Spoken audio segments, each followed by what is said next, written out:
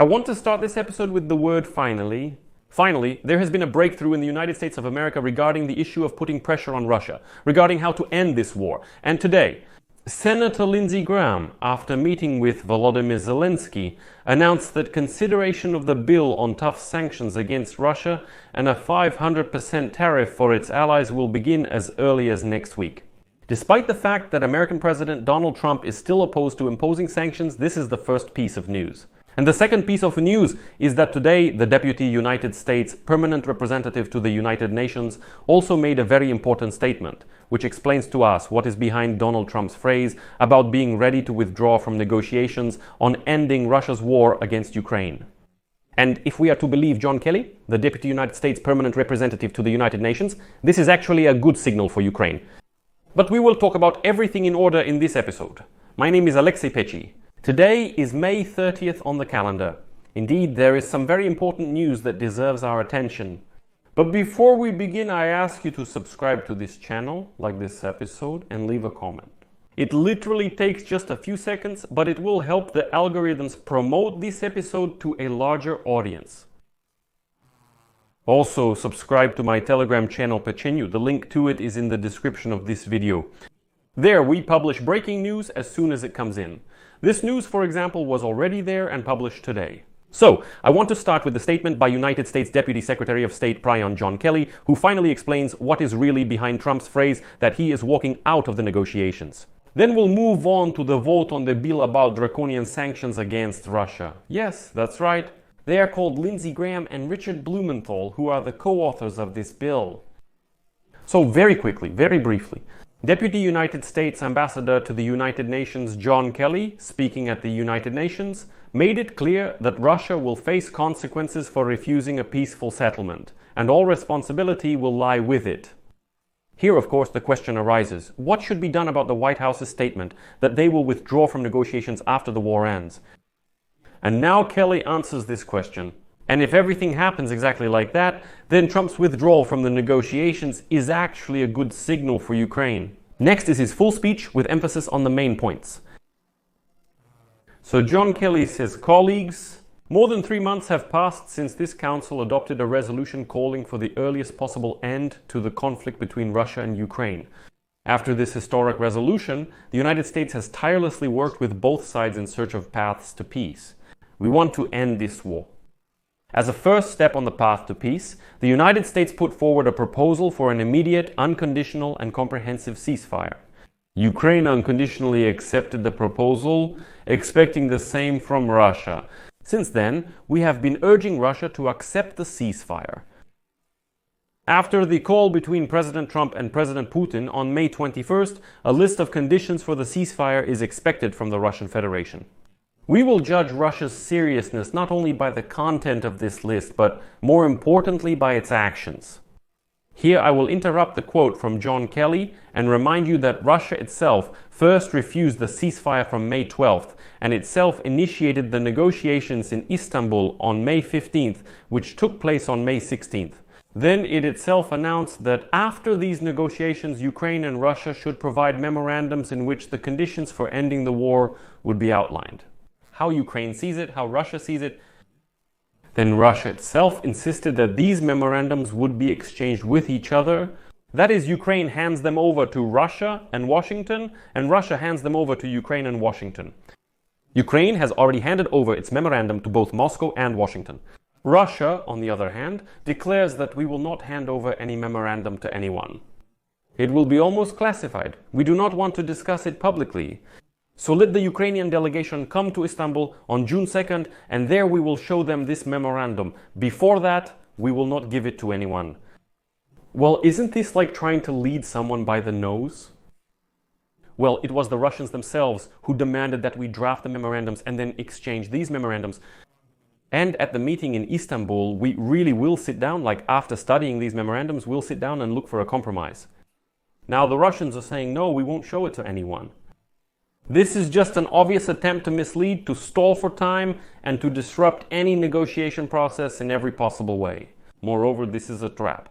The Russians want to drag Ukraine into negotiations in Istanbul now. present absolutely unrealistic demands there, Ukraine will predictably refuse them. And the Russians will come out and say, well, listen, we've even drafted a memorandum, but Ukraine disrupted the negotiations. So what about the continuation of the war? But let me return to the quote from John Kelly, because that's where the most interesting part begins. Quote, "In this regard, we condemn Russia's decision last weekend to launch one of the largest missile and drone attacks on Ukraine since the beginning of this war. Disregard for human lives does not demonstrate peaceful intentions. This must stop.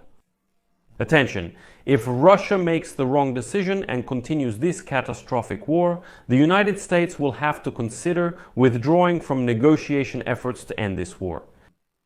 To be clear," says Kelly, "by doing this, we are not abandoning our principles or our friends. We would rather see this as Russia's refusal to work with us toward the desired outcome.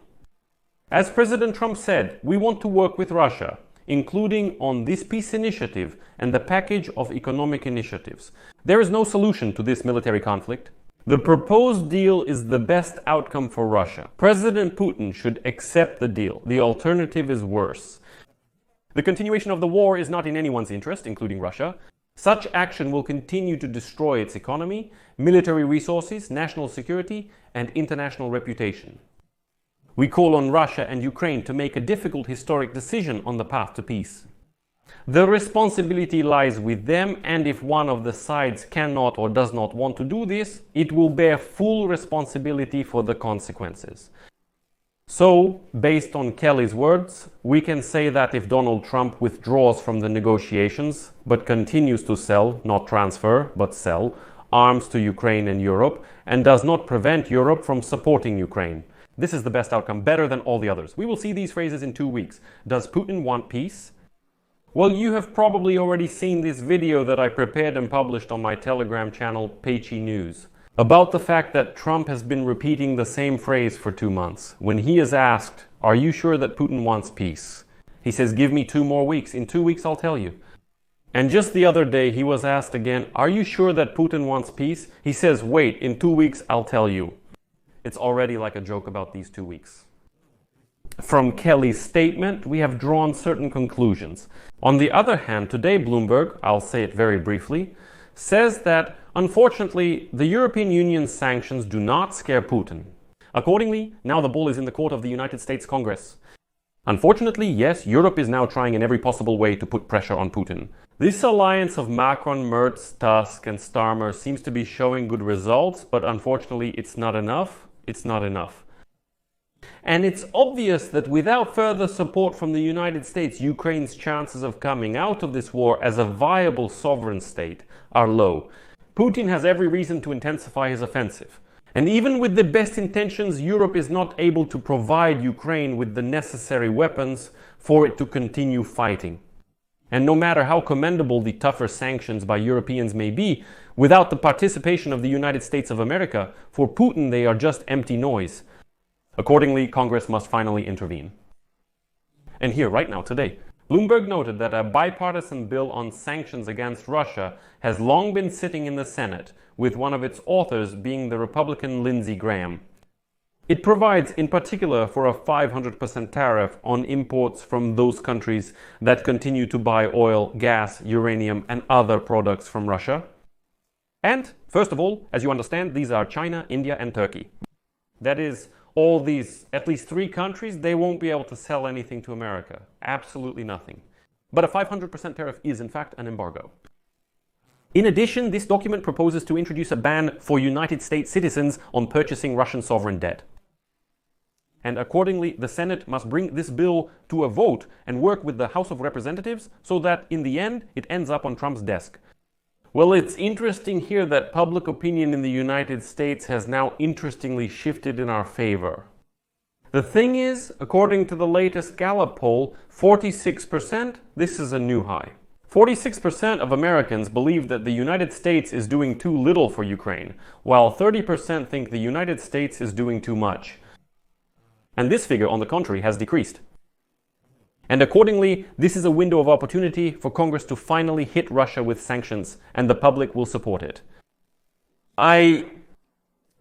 Bloomberg, I liked how he wrote today, quoting, Perhaps Graham will be inspired by the example of Senator John McCain, his ally before Trump, a hero of the Vietnam War, a former prisoner of war, who, as is known, went against his own party and President George W. Bush by speaking out against the use of torture by American investigators.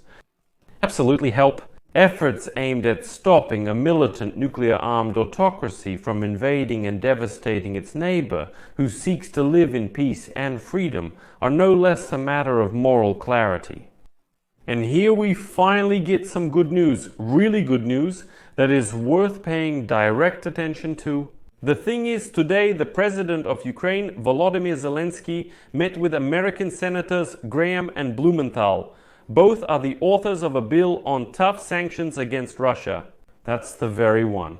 The president stated that Russia is hiding behind negotiations, but is preparing a new offensive, so pressure needs to be increased. He thanked the senators for the initiative, because the bill is already supported by 82 members of the Senate, which is a very important number. Why? The thing is, the United States Senate only needs 2/3 of the votes to pass a bill, and Trump won't be able to veto it in any way. Two-thirds is 67 votes, and this bill already has 82 votes, which is more than enough. Well, after that, Senator Lindsey Graham spoke and stated that Ukraine will not lose the war. This is a myth of Russian propaganda, and according to him, you just need to compare the map of Ukraine with last year to understand that the Russian offensive has failed. And after that, Lindsey Graham stated that the consideration of the bill on sanctions against Russia will begin in the Senate as early as next week. Let me remind you, today is Friday, so there isn't much time left to wait. That is, Lindsey Graham has finally announced that this sanctions bill will be put to a vote. After that, Senator Blumenthal states the following: "We will impose a 500% tariff on everyone who buys oil from Russia, including China and India." Finally, as they say. And according to him, this will be a unified approach, and American senators will discuss it with their allies in Europe. Moreover, Lindsey Graham finally stated that they are promoting in the United States of America the position that the price cap on Russian oil should be sharply lowered. What does that mean? The situation is as follows. A year and a half ago, a price cap of $60 per barrel was introduced for Russian oil. That is, accordingly, it was not allowed to buy it from Russia at a higher price. Otherwise, you'll end up facing sanctions. But the problem is that since then, the price of Russian oil has already dropped on the market. On the market, oil is trading at $55 to $57. Well, accordingly, this $60 cap has long since become irrelevant. Something needs to be changed about all this, and they already wanted to lower this cap. But America objected to this and said, no, let's not touch it for now. We're already in negotiations with Putin via video. And what if he gets offended and breaks off the talks? And now, Graham and Blumenthal say, we will also lobby this issue and keep pushing it forward. This is great news. We're waiting for the vote in the Senate. I hope that S.K. Zampas will represent the United States of America at He is John. But Kelly also listens, and today he not just, spoke loudly, but what is behind these words? There is indeed a certain rhetoric that Trump, even if he comes out of negotiations, is not abandoning Ukraine. I absolutely hope for that. So for now, I'll just leave it at that. Share your opinions and conclusions in the comments under this episode, subscribe to the channel, click the bell, and don't forget to like.